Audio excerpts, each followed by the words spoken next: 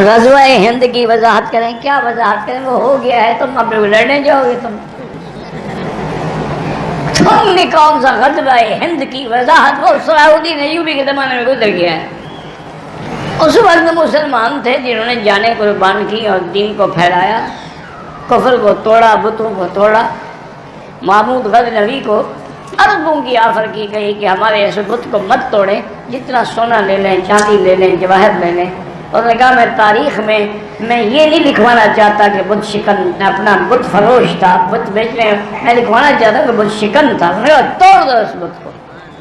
توڑا گیا تو اس میں اتنی جائیداد نکلی جس کا تصور بھی نہیں تھا۔ صلی اللہ علی محمد میں پڑھتا ہوں، ٹھیک ہے کوئی بات نہیں، صلی اللہ علی محمد، یا رب صلی علی محمد، صلی اللہ علیہ یا محمد، صلی اللہ علیہ یا رسول اللہ، صلی اللہ علیہ وسلم۔ جو بھی پڑھیں الحمدللہ درود ہے اور نعمت ہے۔